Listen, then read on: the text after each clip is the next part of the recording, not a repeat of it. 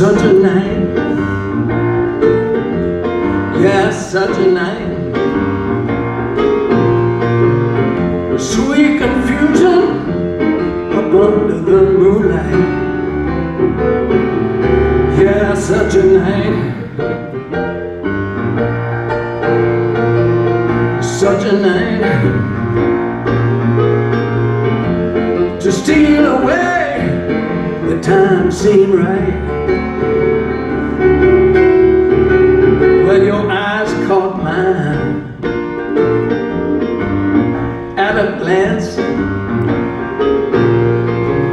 You let me know that this just might be my little chance. But I came here, you came here with my best friend Tim, and now I'm stealing you away from him. You know, if I don't do it, somebody else will. I don't do it, well, somebody else will.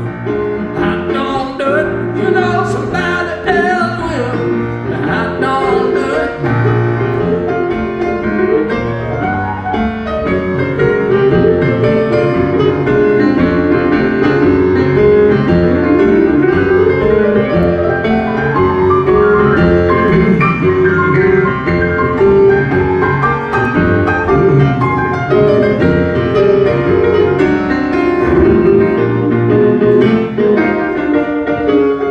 If I don't do it, somebody else gonna do it.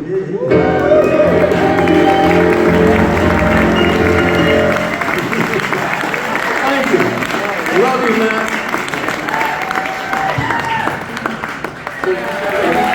Here's a couple of ABB songs. I'll do a Dickie song and a Greg song. How about that?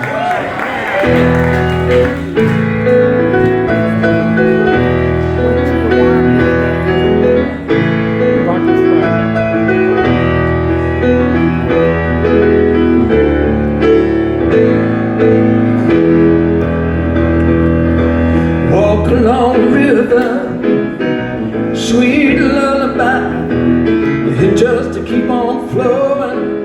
It don't worry about where it's going.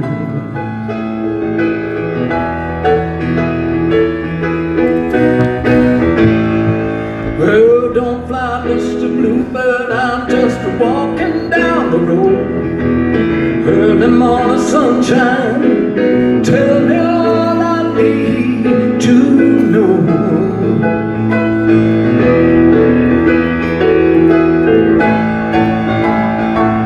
Yes, you're my blue sky, you're my sunny day. Lord, you know it makes me high when you turn your love my way. Turn your love my way, yeah.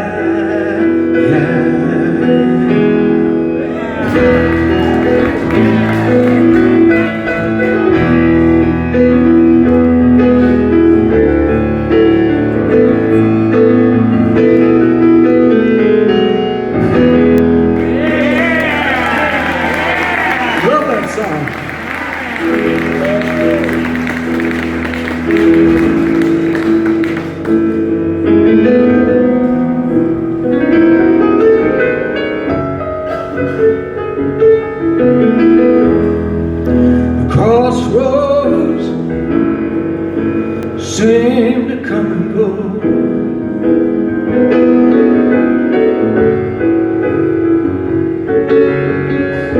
The gypsy flies from coast to coast, knowing many, loving none, bearing sorrow, having fun.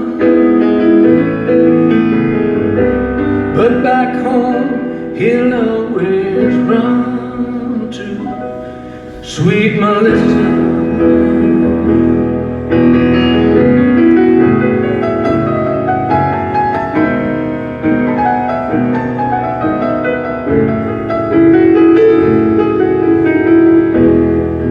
Freight train, oh, all cars look the same, all the same.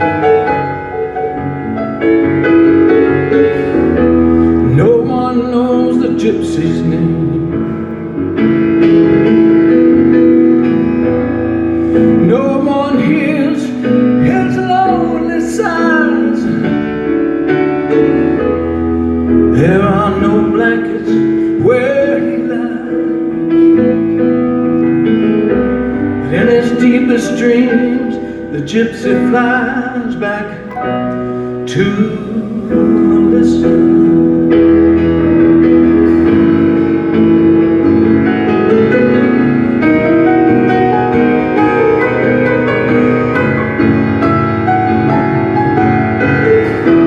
Again the morning comes, again he's on the run.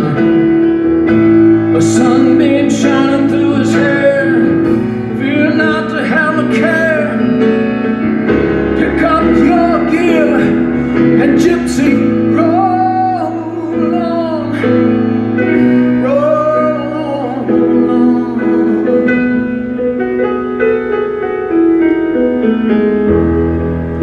Crossroads, will you ever let him go?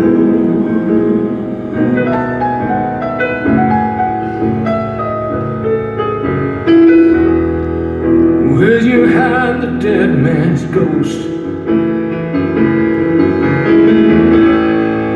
Will he lie beneath the clay?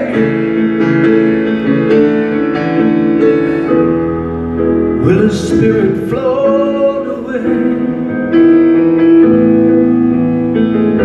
But I know that he would never stay without Melissa.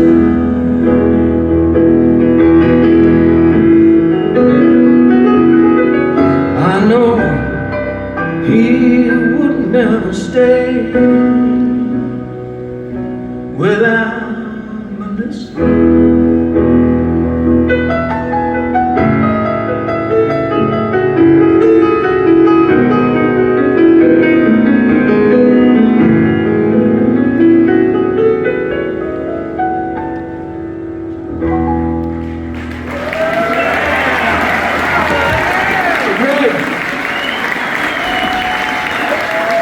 Thank you. What a song, man. Beautiful song.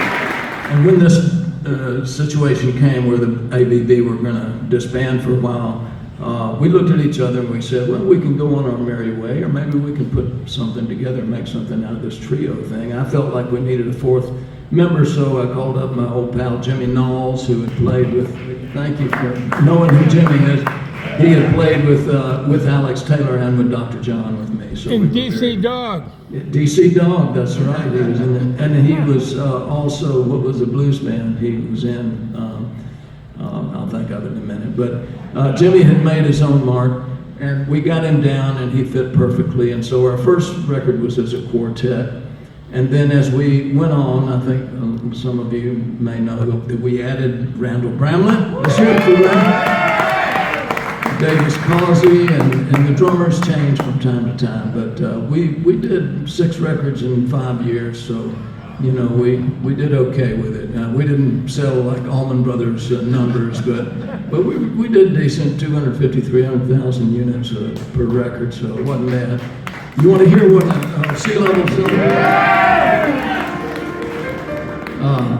It's one of Randall's, and I think Davis was a co-writer, and there might have been a couple other guys as well, but I love this song.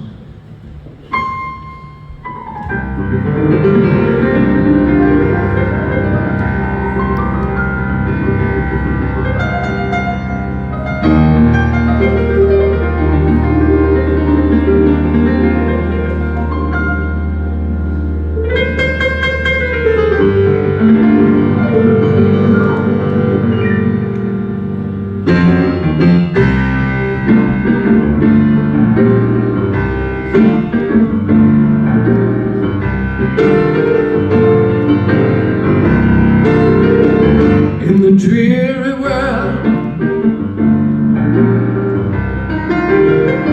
that we're living in,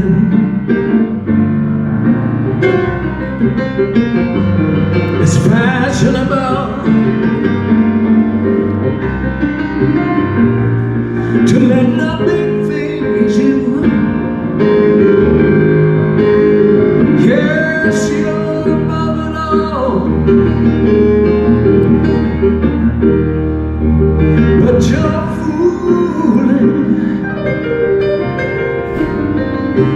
fooling yourself. living in a dream. Oh yeah.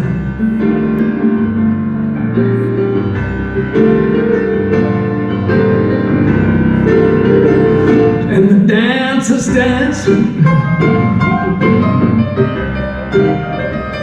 way above the floor.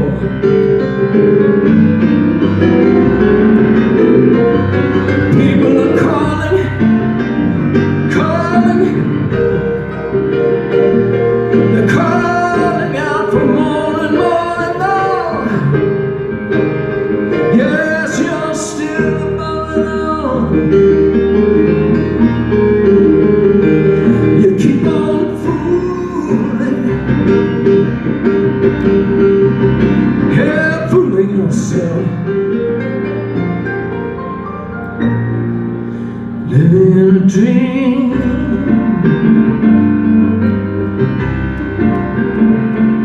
Living in a dream.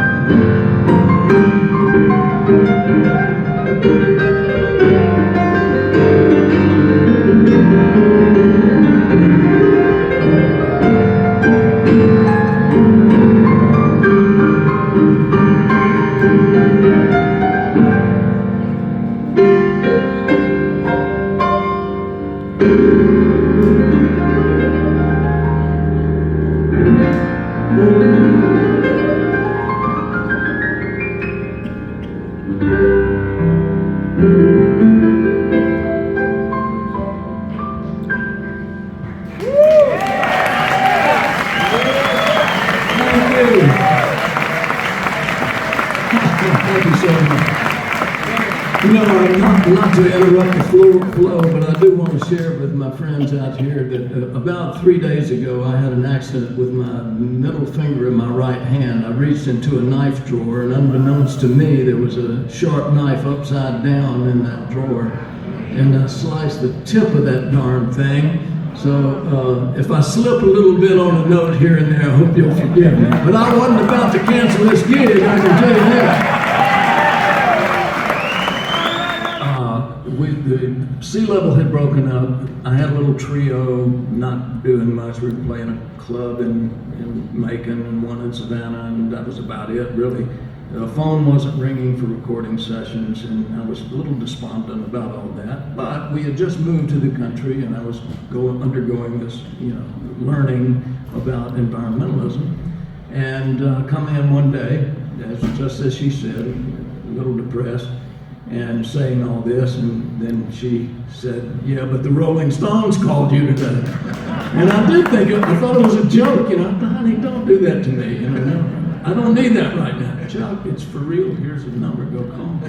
And lo and behold, I went up there, within 36 hours, and it was supposed to be a one-day audition. They kept me 3 days, which I thought was a good sign. I really enjoyed the guys, and here's my way of thinking was, first of all, Chuck, you played these songs in your first band when you were 15. The Last Time Satisfaction, and all of them, these songs. Oh, yeah, I guess I do. And they had just put out Tattoo You, which had started me up and all that. And so I had to do a crash course on that. But it went really well. I come back home. Phone didn't ring. And by the way, I have to say that I made really good friends with Ian Stewart, who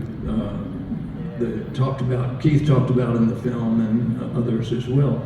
And Stu was just, he was a big influence on me. He was like a big brother to me. He kind of took me under his wing. He was a great boogie-woogie piano player, and I learned a lot of that style from him. But anyway, Stu called me after 2 weeks or so and said, "Chuck, don't be disappointed. Everybody loved you, but they're going to keep Ian McLagan on this upcoming tour." And Mac, who most of you know, played with Ronnie Wood and the Faces, right? So they were already friends, and he was a great player. And I was disappointed anyway. But anyway, they go do that tour, and during the tour they come to Atlanta and they do an unannounced show at the Fox Theater. And Stu calls me and he says, "We're coming to your backyard.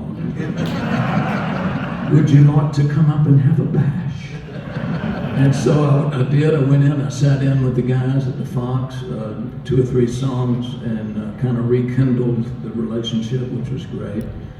The tour ends, and then about 6 weeks after the tour ends, Stu calls me again, and he says, "Chuck, the guys are going to tour Europe in '82.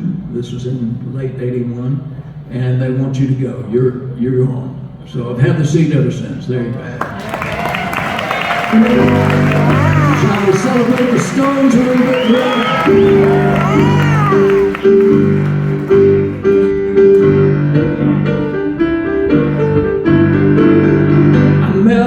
So borrow queen in Memphis.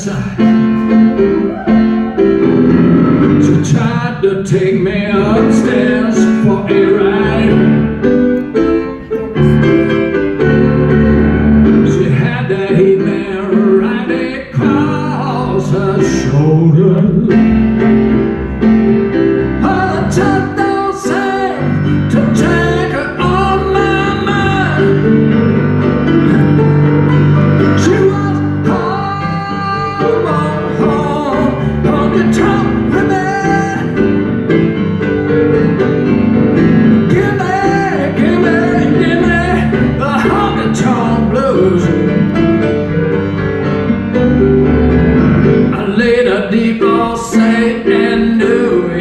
City. I had to put up some kind of a fight. The lady then she counted me with roses, but she blew my nose and then she blew my mind. She was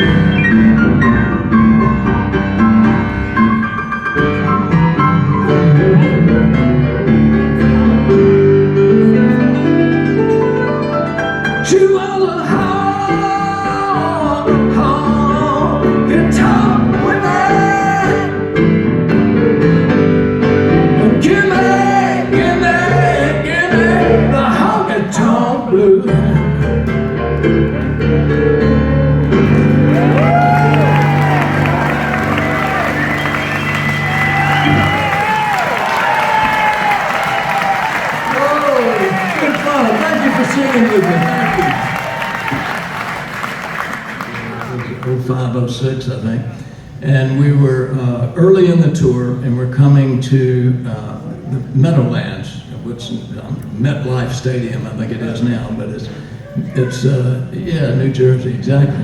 And so very obviously a very important market, right? So we want to get it right. We're early on the tour. We're still experimenting, set lists changing a little bit, lights and production changing a little bit. And this is on a really unusually hot, muggy September day. It's not supposed to be like that time of year, but it was. It really was. And you could see the haze. So we, in the arena, in the stadium, and so we get up to do the sound check, and Mick I have to preface by saying, you know, Mick is very aware of his environment, his physicality. He's very, you know, in tune with all of this. Keith Richards, not so much.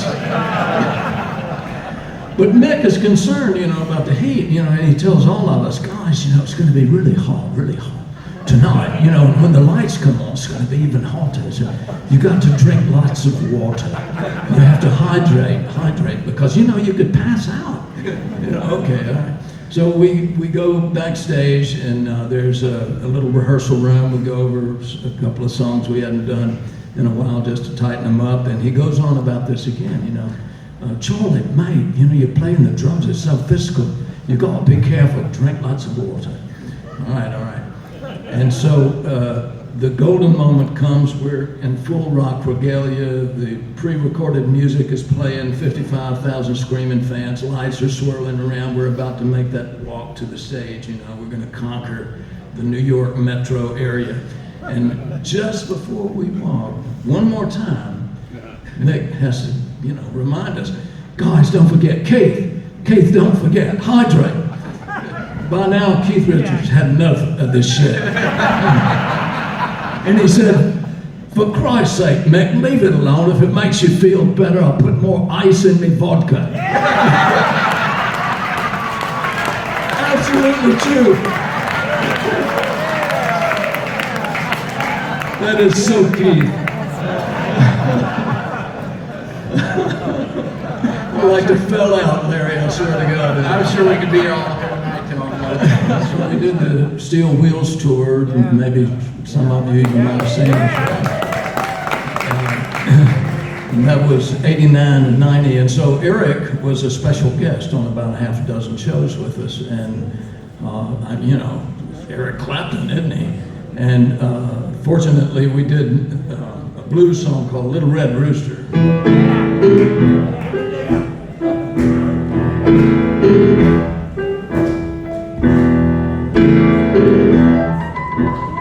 Right, so we're doing the blues, and fortunately they set Eric right up next to me.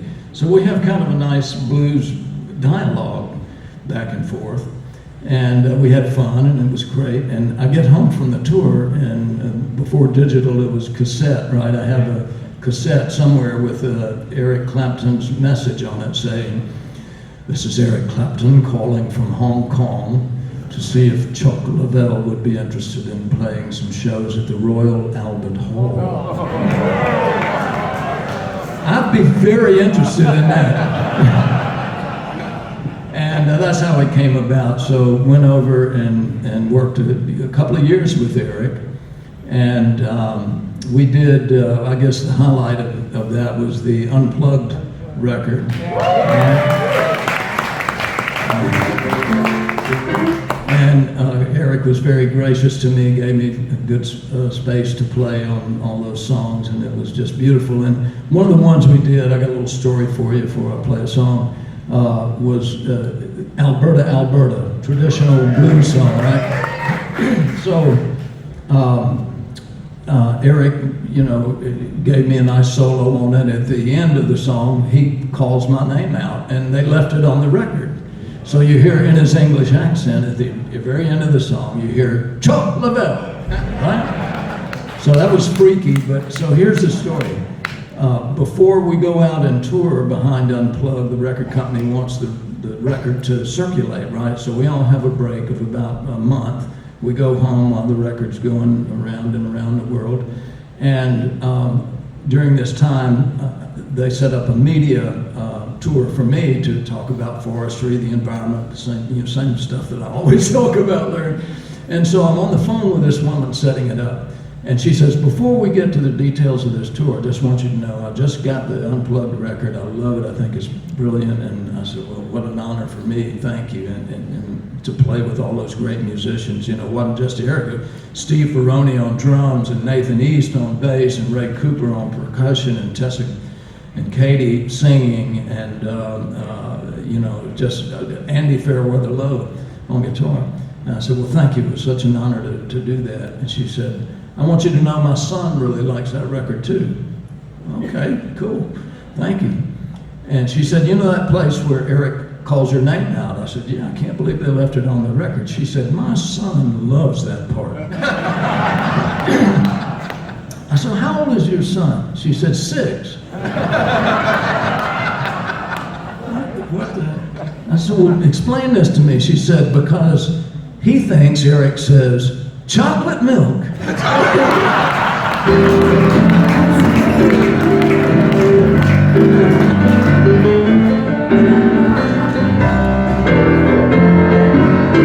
Oh, Alberta, Alberta,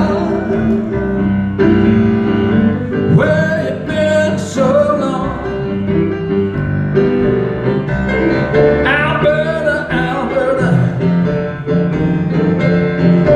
where you been so long? I ain't had no loving, hey, since you've been gone. And Alberta, Alberta, where'd you stay last night?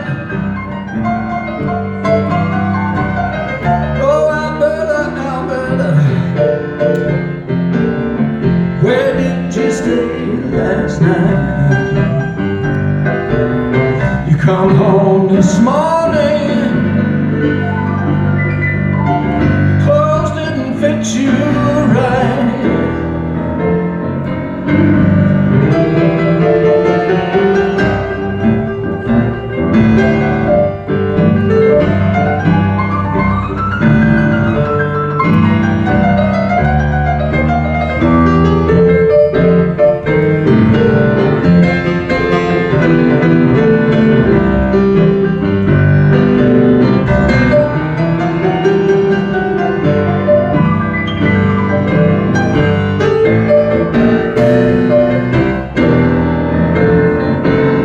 Yes, Alberta, Alberta,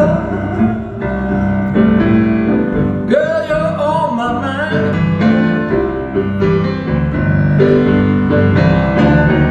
Oh, Alberta, Alberta,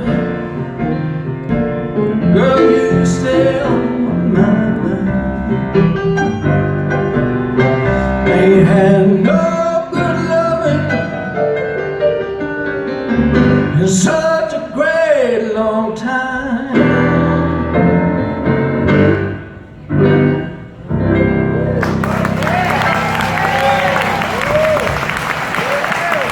Thank y'all.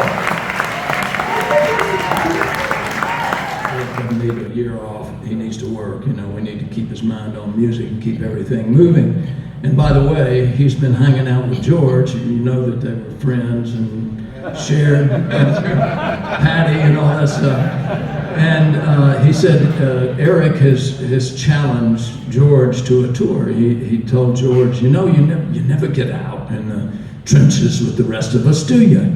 You know, you do a record every 5 years or something, and then you go back and do nothing. You don't, get out. Come on, let's go tour. Well, I don't have a band. I don't have a band. And Eric says, well, I've got a band, and you can have it, and you can have me. So that's what happened. You know, it was the same band went out and backed up George. It was unbelievable. I mean, George Harrison, y'all, unbelievable. He's just such a down-to-earth, sweet, wonderful human being, and you know, the first musician to do something truly philanthropic with the concert for Bangladesh.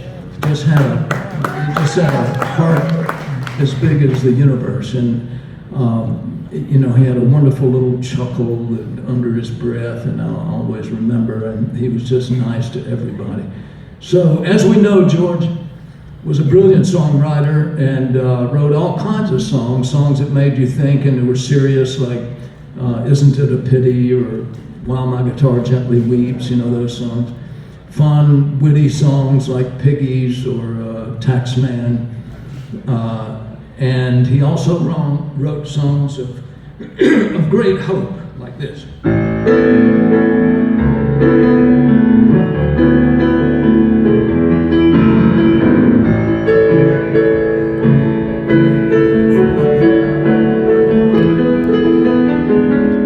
Here comes the comes the sun, and I say, it's alright.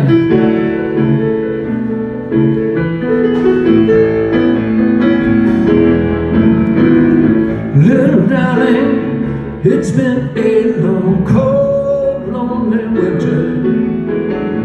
Little darling, it seems like years since it's been clear. Here comes the sun, here comes the sun, and I say, it's alright.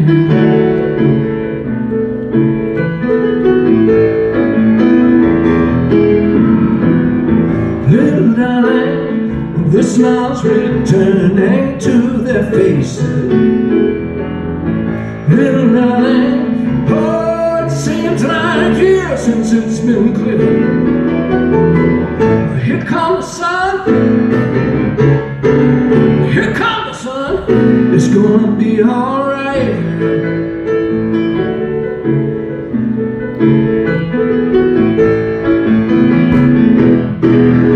Sun, sun, sun, here we come. Sun, sun, sun, here we come. Sun, sun, sun, here we come. Sun, sun, sun, here we come. Sun, sun, sun, here we come.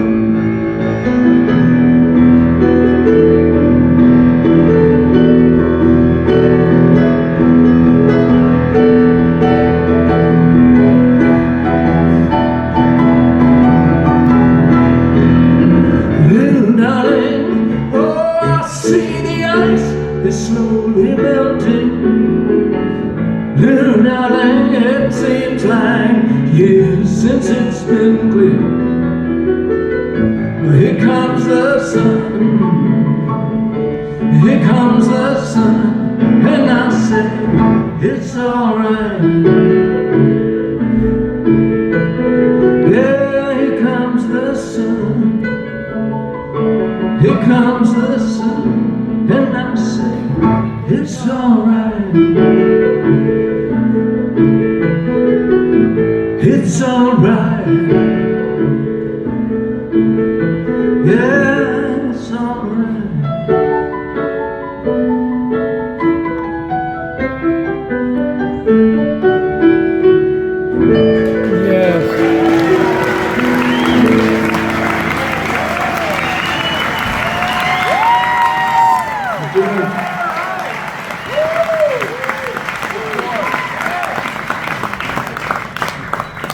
George in London, and David comes to one of the rehearsals, and he invites some of us to his house, which was really a castle, which was unbelievable. But he was just so gracious. We drank some wine, we talked a little bit, and that was it. 8 years again go by, nothing, and Rose Lane was checking the guest book on our website, and she said, there's a guy that claims to be David Gilmour here. And the message read, hi Chuck, David Gilmour here, ... honest. And I thought, well, I don't know. But he left a phone number and he left an email address. So I thought, well, I'll do the email. It felt safer somehow, you know, in case it was a quack. But I emailed him, he got right back to me, and then he called me and he said, yeah, I'm thinking about shaking up my band a little bit. I'm going to do a European tour. If you're available, I'd love to have you. And I said, man, you kidding me? And so it did. And what was incredible on the tour, all the venues were like Roman amphitheaters. We played Pompeii, which was recorded and filmed, and you can see that on DVD or online somewhere. And we played Verona at a Roman amphitheater. We played, oh God, what's the one in Rome? The Circus Maximus. We played Circus Maximus. And I said, David, you could sell out any stadium you want to, you know, why are you choosing to do these venues? And they're great, they're cool. And he said, you know, I've done really well for myself. I'm happy. I just want the audience to have geographical and environmental experience as well as a musical experience. And I thought, wow, how beautiful is that, you know? So, thank you, David. And I got to do this.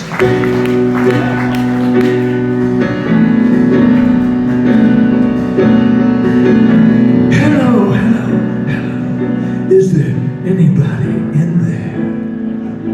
Just nod if you can hear me. Is there anyone at home? Come on now, I hear you feeling down. Well, I can ease your pain, get you on your feet again. Relax, relax, relax. I need some information first. Just the basic facts. Can you show me where it hurts? There is no pain you are receding. A distant ship, smoke on the horizon. You are only coming through in waves. Your lips move, but I can't hear what you're saying. When I was a child, I had a fever. My hands felt just like two balloons. Now I've got that feeling once again. I can't explain, you would not understand. This is not how I am.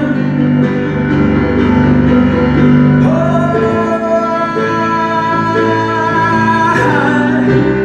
have become comfortably numb.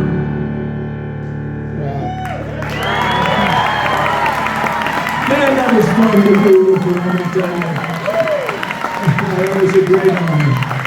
Thank you, David.